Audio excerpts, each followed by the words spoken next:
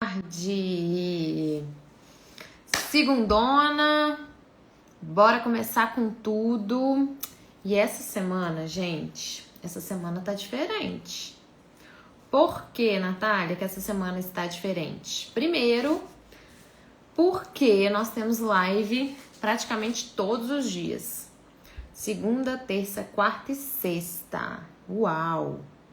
E nós vamos ter uma aula fantástica, incrível, sobre casos clínicos na pediatria integrativa no NCI Comunidade. E aí, além disso, e mais importante do que isso, essa semana é a última semana para os senhores entrarem na pós-graduação de pediatria integrativa funcional. Então, é uma semana aí muito decisiva na vida de muitos pediatras. Oi, doutora Márcia, boa tarde. Bora chegando. Hoje, gente, temos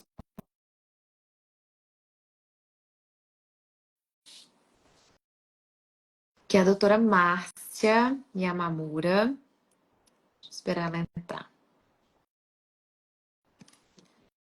Medicina. Olá! Olá, tudo bem? Boa tarde, tudo bem, doutora? Tudo bom? Como vai, Natália? Tudo ótimo, graças a Deus, tudo bem. Tô contando aqui pro pessoal que essa semana eu vou ter live segunda, terça, quarta e sexta. Quinta-feira teremos uma aula de discussão de casos clínicos com esse olhar da pediatria integrativa. E que é a última semana para se inscrever na pós-graduação de pediatria integrativa também. Então, uma semana com muitos acontecimentos. Querida, muito obrigada por estar aqui, por ter aceitado o convite. Eu sei o quanto que tempo é o nosso bem mais precioso hoje, o quanto que a tua vida é corrida, né? Eu gostaria que você se apresentasse, falasse um pouco, né, enfim, do seu trabalho, falasse um pouco sobre você. Eu vou botar o título aqui da nossa live. Tá bom. Enquanto Então, isso. primeiro, obrigada pelo convite. É sempre um grande prazer estar participando, enfim, com a doutora Natália Crispim.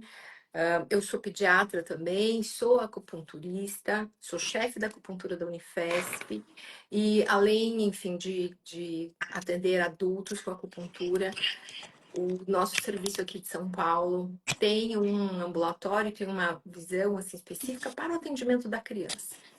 E acho que nós temos em comum isso, né, com o movimento da saúde integral da criança, porque a medicina chinesa, tradicionalmente, ela não quer que as pessoas adoeçam, né? Então, eu acho que isso vem de encontro com o coração do pediatra, né, que o pediatra não quer, enfim, que a criança adoeça. E crianças saudáveis, né, vão gerar adultos saudáveis, Com certeza. supostamente. Doutora, me conta, como que foi que você, né, foi para a medicina tradicional chinesa, para acupuntura? Eu sei que tem a história do seu pai, mas conta pra gente, porque eu sempre gosto de começar pelo porquê, né? Então, por que que você hoje é uma das maiores referências aí em acupuntura pediátrica do Brasil? Sim. Acho que além da história realmente do meu pai ter sido o grande contribuidor, né, para a acupuntura médica no Brasil e fundou o serviço ali dentro da Unifesp, eu me formei pediatra porque eu sabia desde pequena que eu queria ser pediatra, né? Mas juntar a medicina chinesa com a pediatria foi justamente isso que eu acabei de falar. Parece um pouco bobo, mas é estúpido a gente deixar o indivíduo adoecer, chegar na vida adulta e adoecer, do que prevenir. Então, É um óbvio que precisa ser é um dito, né? óbvio que precisa ser dito, exatamente. A gente tem um grande contingente de pacientes com doenças crônicas, adultos, né, com doenças crônicas, enfim, com dor crônica também. Então, em algum momento, a gente precisa rever isso tudo que está acontecendo, né? A maneira com que a gente vive, a maneira com qual nós médicos também, enfim, olhamos, né, para a saúde, para a doença. E no adulto, eu percebo isso também, que a gente olha muito mais para a doença do que para a saúde, né? A E a gente saúde começa na praticamente nossa base. Exatamente. gente não aprende, né, doutora, na É, faculdade, na nossa formação, a olhar para a saúde. A gente sempre aprende a, né, por exemplo, avaliar exames laboratoriais já pensando em alguma doença ou não, né? Enfim, é sempre a doença e nunca a prevenção, né? E dentro da medicina tradicional chinesa, assim, quais são? Eu sei, olha a pergunta difícil que eu vou te fazer agora, gente. Não foi nada combinado, coitada da doutora Márcia. Quais são as principais contribuições, né, que esse olhar que a medicina tradicional chinesa traz hoje para a infância, né, e para a pediatria? hum. Então, eu diria que além da possibilidade que a gente tem de manter a saúde e criar, enfim, uma base, né, com a mentalidade de saúde, não de doença, eu acho que isso é fundamental. O segundo ponto é que não só a medicina chinesa, gente, isso não é exclusividade da medicina chinesa, né, mas das outras racionalidades médicas antigas, é que a gente deve cultivar a saúde. E mais ainda, a gente deve ter um olhar integral, né, para aquela pessoa, para aquele bebê, para aquele indivíduo, etc. E também inseri-lo dentro da natureza, né? A gente, nós médicos, enfim, convencionais, nós olhamos para o ser humano como se ele não ele fosse um ser à parte, né? E não, esse indivíduo ele vive em algum lugar, ele é filho de alguém, é casado com alguém, tem enfim filhos, trabalha e etc. E isso a gente acostuma não dar devida importância. Então, abordagens, né, integrativas, como a doutora Natália falou, de saúde e natureza, por exemplo, as crianças, quanto que elas estão afastadas, por exemplo, né, da natureza hoje em dia. Tem Super. criança que nunca experimentou colocar o pé na grama, gente, né? Tem um outro ponto importantíssimo que é o hiperestímulo que tem acontecido dessas crianças, né? Então eu também defendo o ócio, o bom ócio, claro, né? Por quê? Porque as crianças, enfim, a gente também precisa descansar. A gente vive deslocadamente como se não houvesse amanhã, né? É, E isso não é legal, né? Isso não é nem um pouco saudável. e dentro, né, da medicina tradicional chinesa, existem alguns conceitos que eu acho incríveis e que mudaram muito minha prática clínica dentro da pediatria depois que eu os aprendi com você, né? Então, eu queria que você falasse um pouquinho sobre eles. Um deles é essa questão de cada órgão ter o seu horário de funcionamento. Então, eu vou te contar como que foi comigo. Eu estava com uma paciente que a mãe queixava de disquesia, né? Porque como eu sou gastro, então veio para mim com essa queixa de disquesia. E aí, olha como é que é interessante esse olhar, né, doutora? Porque, sei lá, se eu não tivesse esse olhar integrativo, eu ia falar, ah, é assim mesmo, mãezinha, tem que esperar passar, faz massagem, tal, tal, tal, mimimi, pronto. E aí ela ia continuar com a angústia dela ali, com aquela criança com aquele sintoma. Só que foi numa época, acho que você tinha acabado de dar uma aula aqui pra gente, né, da medicina tradicional chinesa e tal. E eu vi, e eu fui aprofundar um pouco mais nas questões dessa criança. Então, vamos lá. Tinham questões emocionais dessa mãe super importantes acontecendo, né? Ela estava ali com baby blues, uma rede de apoio muito ruim, enfim, várias questões emocionais. E eu sei que você também sempre traz muito esse olhar emocional, que eu entendo que é algo até a parte ali da medicina tradicional chinesa, mas que obviamente se complementa. Mas o mais legal, quando eu mergulhei nesse paciente, a disquesia acontecia todos os dias entre 5h30 e 6 horas da manhã. E ela falava, Nath, chega às 5h30, ela acorda, começa a se espremer e fica vermelhinha, e chora, e tenta soltar pum, e parece que não consegue, e nananã, e não sei o quê. Aí eu falei para ela, olha, posso te trazer um conceito, né, da medicina tradicional chinesa, que os órgãos têm o seu horário. Você sabia que esse horário é o horário do intestino? Então a minha bebê, e aí eu tava com a minha bebê pequenininha na época, mandei um videozinho, olha que horas são, e ela lá se apertando para tentar fazer o cocôzinho dela.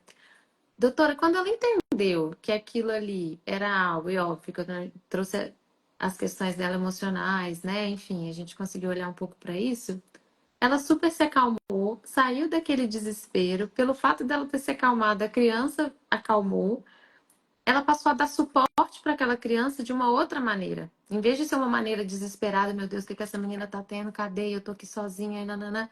Filha, é assim mesmo, é o horário que a sua barriguinha funciona, já vai passar. A menina fazia, passava e pronto. Então, conta um pouco mais pra gente sobre né, os horários dos órgãos, sobre esse olhar. Claro. E acho que a Natália trocou num ponto importante que, por exemplo, o olhar da medicina chinesa é de tratar a mãe também, né? Então, no meu ambulatório, a gente recebe a criança, trata a criança, mas a mãe, enfim, ou o pai, eles são tratados também, porque senão você não trata, né, a origem. O pai e a mãe são a nossa origem, ok. E a medicina chinesa, ela traz, assim, de conceitos milenares e ela já trazia importância, enfim, do ciclo, né, circadiano nosso. Algo que a gente só foi dar mais, enfim, importância, né, para respeitar o sono depois, mas mesmo no século passado. Hoje a gente fala que é importante o sono para as funções fisiológicas, etc. Mas mais do que isso, eles descreveram, né, que cada órgão e cada víscera nossa tem um horário de melhor funcionamento, na verdade. É o horário, um período de 2 horas em que aquele órgão ele é especialmente nutrido. Né? E, portanto, os sintomas podem aparecer nesse horário. Então, como a Natália disse, das 5 às 7 realmente é o horário do intestino grosso. Né? E quando a gente tem, enfim, deficiências ou alterações, isso pode se tornar, enfim, mais evidente nesse horário, tá? Então, quem aqui, por exemplo, adulto, né, não tem ali no final da tarde, entre 5 às 7 horas, né, aquele cansaço que você tem vontade de dormir, assim, você precisa sentar. E depois você até melhora, né? Depois das 7 você até começa, enfim, retoma as atividades, vai para uma academia, vai jantar, etc. Né? Mas é porque esse horário é o horário do sistema do rim, né? E o rim está muito associado ao cansaço, né? Até às vezes até à fadiga quando é muito crônico. Eu lembro que você fala Então, que o rim também tem muita relação com o cabelo, né? cabelo, exatamente, cabelo, com os dentes, com os ossos. Então, a gente prestar atenção, né, em que horário surgem os sintomas, que horas que piora, que horas que melhora, né? Se piora durante o dia ou enfim, melhora durante a noite, isso tudo são informações preciosas, né, para quem faz medicina chinesa. E outra coisa que eu gostaria que a senhora falasse é sobre a língua, Sim, a pele, né? O que sim. que. Porque assim, ó, um parênteses. Ah, tá, eu fiz medicina tem 10 anos e a gente, né, falava da importância da semiologia, né, o quanto que a clínica é soberana e o quanto que isso de uma certa maneira foi se perdendo nesses últimos tempos, né? Agora é tudo muito exame. Eu, obviamente, sou a favor da gente coletar exames laboratoriais, pelo menos uma vez no ano, mas essa semiologia, essa clínica se perdeu e pode ser muito mais simples do que se imagina, né? Com Então, certeza. conta um pouco pra gente sobre essa semiologia da medicina tradicional chinesa. Claro. Então, lembrar que, assim, quando a medicina chinesa ela enfim, criada, foi idealizada, tem relatos que pode ter sido 2.000 anos atrás ou até 5.000 anos atrás, né? Então, o que a gente tinha, aí, na medicina, enfim, convencional também, essa coisa do exame laboratorial, o exame do raio-x, ultrassom, isso é muito mais recente na história da medicina, né? Então, as pessoas se baseavam, né, os médicos se baseavam no quê? Para fazer o diagnóstico, no que eles observavam, né? No que eles palpavam, no que eles examinavam. Então, para a medicina chinesa, a observação da face, né? E por que a face? Porque na face a gente tem a expressão do estado dos 5 sistemas de órgãos. Então, as cores, a gente observa muito, né? As cores da tez na face, também na língua, que é um outro local, né, de manifestação da saúde dos 5 órgãos. Então, faz parte do nosso exame, né? Além de toda a anamnese convencional que a gente faz, também olhar, enfim, para a postura, olhar para a fala, olhar, enfim, para o semblante, né? Não só da criança, mas do indivíduo, avaliar as cores do rosto, avaliar a língua e avaliar pulso, porque o Isso que eu ia pulso falar do pulso. também traz, né, a informação dos órgãos, do sistema de órgãos da medicina chinesa. Eu lembro que quando eu estava grávida, mas eu não sabia, eu estava tendo muitos enjoos. E eu tinha vindo de uma fase, sei lá, uns 4 meses antes, eu também tinha passado por uma fase de muito enjoo. Depois você pode até falar um pouquinho sobre essa questão aí do enjoo, do fígado, enfim. E aí eu atendia numa clínica que tinha uma profissional de acupuntura, uma médica. E aí ela falou, deixa eu ver. Aí ela falou assim, tem alguma chance de você estar grávida? Só de ver meu pulso. Aí eu, olha, muito pouco, porque eu tirei meu DIU tem 30 dias, eu nem menstruei direito e, tipo, minha menstruação sempre foi muito bagunçada, então eu acho que eu vou demorar para engravidar por conta disso. E eu já tava grávida. E eu lembro que na época ela sugeriu também alguns fitoterápicos, que foi bem difícil de eu encontrar para comprar. Uhum. Mas ela falou: olha, mas espera um pouquinho e tal, vê primeiro, né? Tipo assim, se você tá grávida ou não, e depois você passa a tomar. Então, assim, conta pra gente quais são, né, as possibilidades de tratamento que a medicina tradicional chinesa nos traz, né? A acupuntura é uma delas, e conta um pouco pra gente.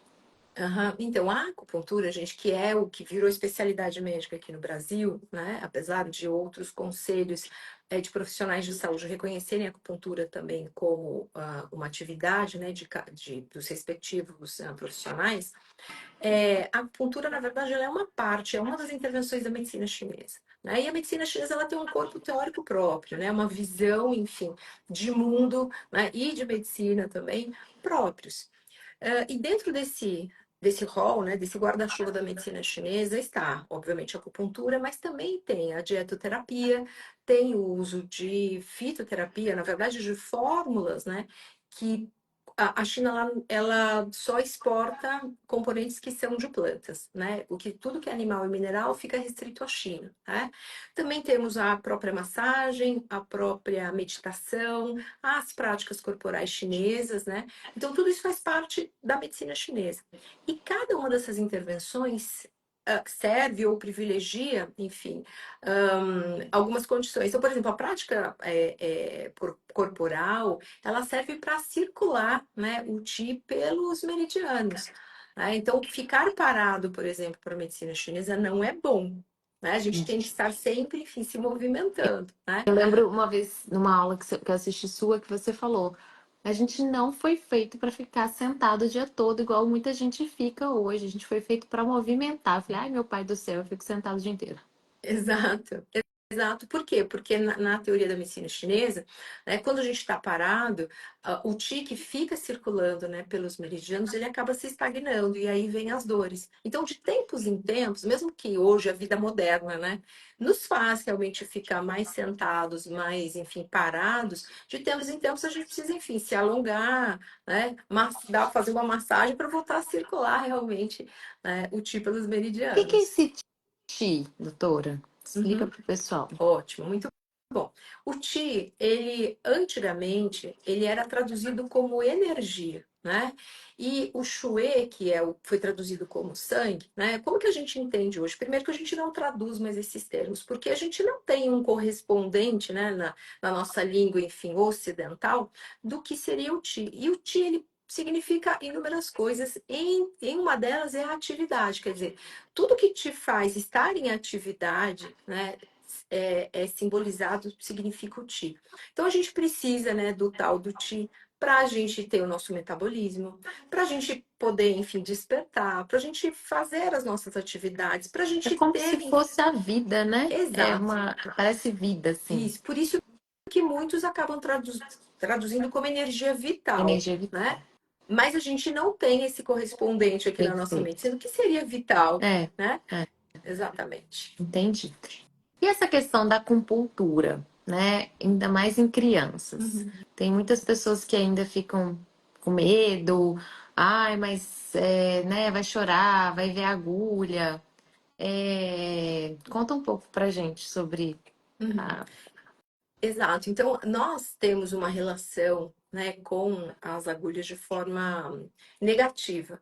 Porque agulha, para a gente, significa vai furar, vai colher exame, vai doer, a agulha da injeção, a agulha da anestesia, né?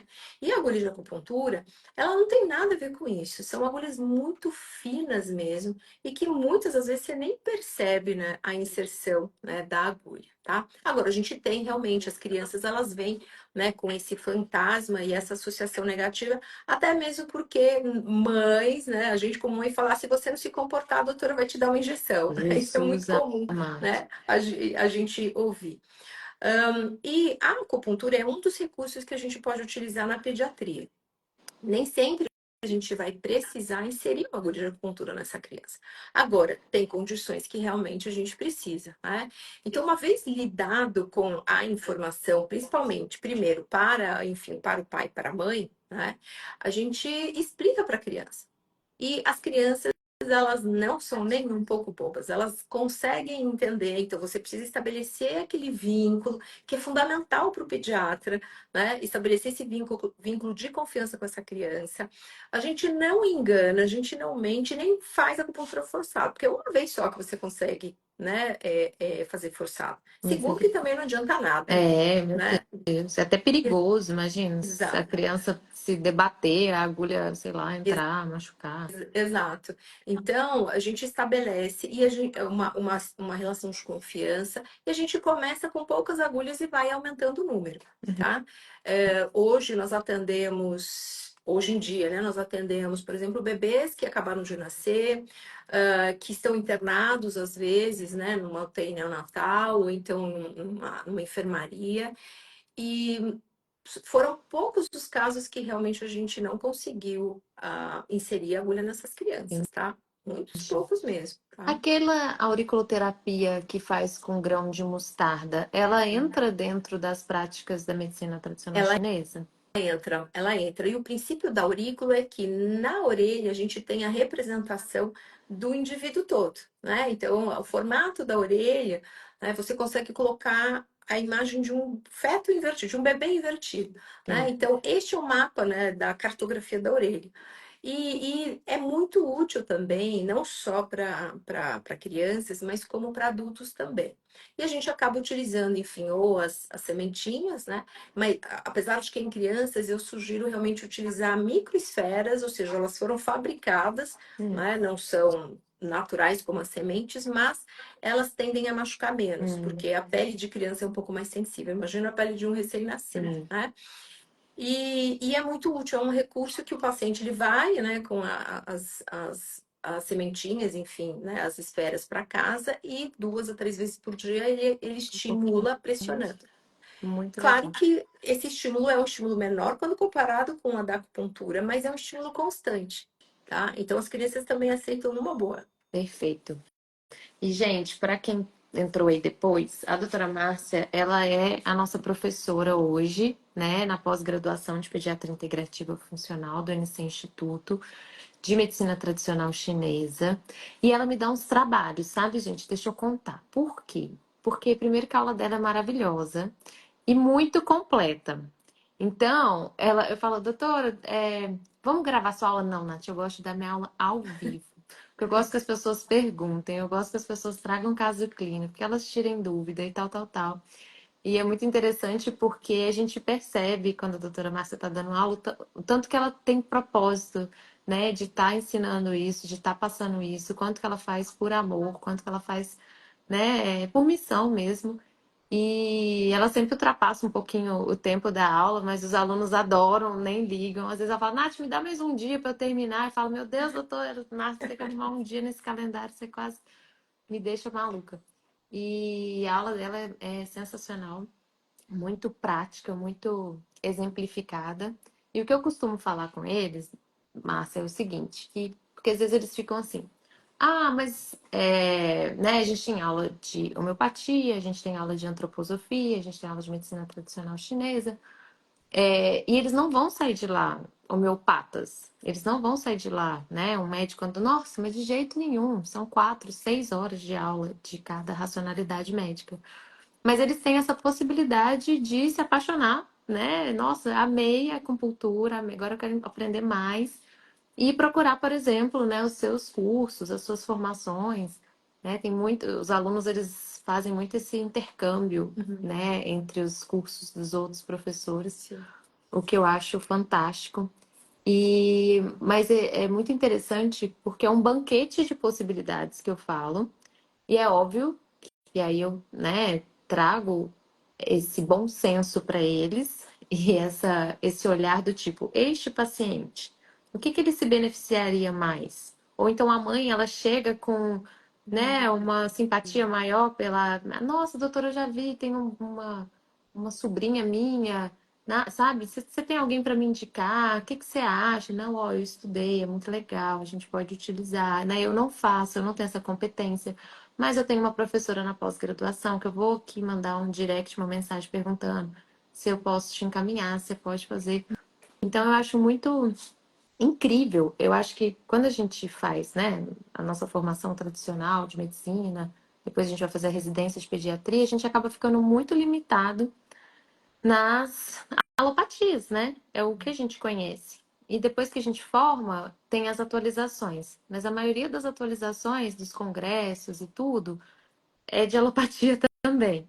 Quem que vai visitar a maioria dos pediatras no consultório para trazer as novidades? O pessoal da indústria farmacêutica. Exato. E aí a gente fica muito cego, né? A gente fica muito assim, sem saber a quantidade de possibilidades que a gente tem para utilizar nesses pacientes e com evidência científica, Claro. né? Que é o mais importante. Então, eu queria até que você falasse um pouco sobre é até chato falar assim, a obrigatoriedade agora dos residentes de pediatria passarem pelo ambulatório, né, da senhora na Sim. Unifesp. Conta pra gente como é que foi esse Sim. ganho aí que a medicina tradicional chinesa teve. Sim, eu acho que primeiro é importante a gente trazer que talvez esteja havendo, enfim, uma necessidade tanto de médicos como de pacientes, também de profissionais de saúde, não só os médicos, né? De algo um pouco mais integrativo mesmo. Acho que a palavra é essa, né? Porque normalmente o nosso repertório terapêutico, principalmente do médico, ele é farmacológico ou ele é, enfim, algo invasivo ou cirúrgico, etc. E o nosso olhar, né, deve mudar, né? Tem que mudar porque a gente acabou se especializando e ficando muito dependente, enfim, de um exame, né, de uma tomografia, de uma ressonância, etc. Então, acho que existe esse movimento mundial, porque não está mais satisfazendo, né, nós profissionais e os pacientes também. Os Eles vêm com próprios essa demanda. pacientes. Vem. Né? Doutora Natália, será que não tem alguma outra coisa, né, que eu posso fazer? Porque meu filho tem infecções repetidas várias vezes, né? Não tem algo que eu possa melhorar a imunidade dele, por exemplo, né? Então, isso é uma demanda das pessoas, tá? Ou se não tem alguma outra alternativa para uma dor crônica, etc. A segunda coisa, eu acho que como você estava trazendo, né? O profissional que vai procurar complementar a formação com um olhar integrativo, ele é um profissional diferenciado, né? Ele está, enfim, preocupado de oferecer outras coisas e ele precisa ter esse conhecimento, porque nós somos a pessoa de confiança do paciente. A mãe confia no pediatra. Então, se ela te perguntar, doutora Natália, será que a acupuntura, né, ou aromaterapia é indicado para o caso do meu filho, Muito né? legal. Pode ser que a gente não seja um especialista, mas Isso. minimamente você precisa saber, Você precisa né? saber, perfeito. Até Exato. para trazer assim, porque né, com a questão da internet, da informação, por exemplo, a aromaterapia foi aquele boom. E aí começa um tal de botar, ingerir óleo essencial aqui, fazer massagem na barriga com óleo essencial. E, gente, isso é muito perigoso, né? Exato. Até isso a gente também tem essa obrigação, vamos dizer assim, de orientar. Mãe, eu adoro, acho muito legal a aromaterapia, né? Eu tô fazendo uma pós de pediatra integrativa, a gente teve uma aula que inclusive a Priscila do PRAC dá, né? Fantástica. Só que uma gota de óleo essencial corresponde a 40 xícaras de chá de um tal, né, de uma substância X. Uhum. Então, assim, é muito sério. Não é para ficar pingando no cabelo, porque o couro cabeludo, né, tem contato direto com a nossa corrente sanguínea, não é para ficar fazendo massagem com óleo puro. Então, tem várias, né, nuances importantes, informações importantes que o pediatra tem que saber para poder orientar.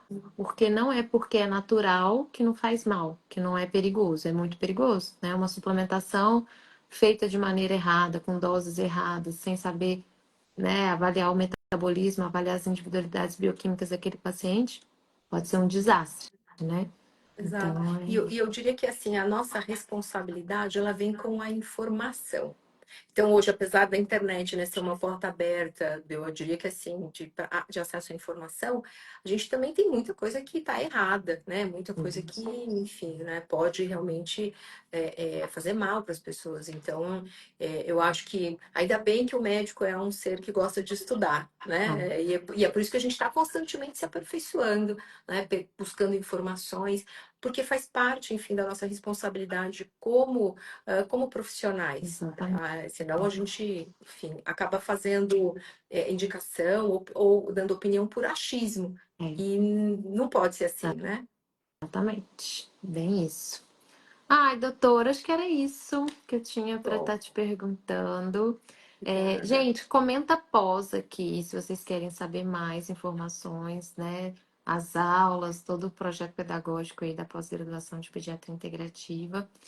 E sigam a doutora Márcia. A doutora Márcia também tem vários cursos, pós, cursos menores, cursos presenciais, eu acredito, né?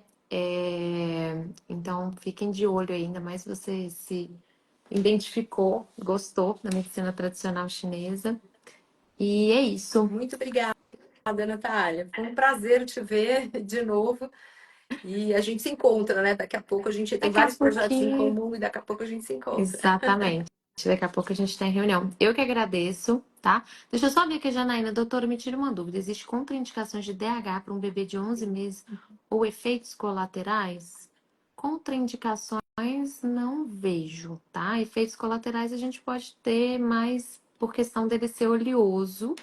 Então, se é um bebê, por exemplo, que tem uma tendência maior de refluxo ou tem alguma questão de uma digestão não tão boa, a gente pode ter, né? Por exemplo, a gente não vai indicar em bebês com paralisia cerebral ou com distúrbios da deglutição, pelo risco de fazer uma aspiração oleosa, né? Então é isso, tá? Mas aparentemente. Gente, muito obrigada pela participação de todos. Estou aguardando vocês amanhã. A gente vai ter uma live amanhã, doutora Márcia, sobre temperamentos humanos. Vai ser bem legal Que também. legal. A gente vai falar sobre né, A a criança que é medicina chinesa sanguínea. usa isso também, viu? Usa também? Que Usa, legal, que usa, legal. usa. E a visão nossa, né, de se você pega, por exemplo, assim, uma criança e você, enfim, começa a diagnostica ou percebe qual é o comportamento dela, você pode orientar essa mãe também, que tipos de atividades são Isso. melhores, que tipo né, vai jogar futebol, vai pro karatê ou vai nadar, né? Exatamente, bem E nos legal. diversos desafios, enfim, de cada período de vida, né? E eu falo isso para as alunas.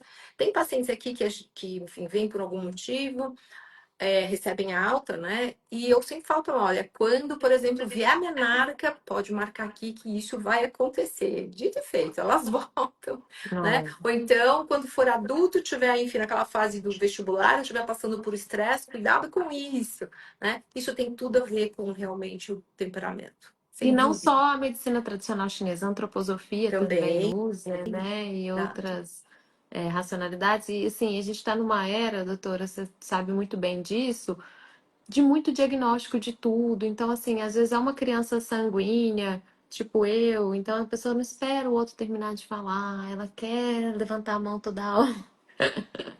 E aí taca ali um carimbo de TDAH e vai tomar Ritalina. E às vezes, né, a mãe precisa entender. Mas o irmão é tão bonzinho, o irmão é quietinho, tá? O irmão é fleumático, mas ele é sanguíneo com colérico. Então, Exato. eu acho que é um conhecimento que os pediatras precisam ter, Claro. né? Porque eles que vão orientar, como você mesmo disse, é quem a família confia, e a família também, né? Precisa saber. Então, tá convidada amanhã para nossa live Muito bom. meio-dia. Muito obrigada. Grande beijo. Beijo, beijo, Tchau. pessoal. Tchau, Tchau, tchau. tchau.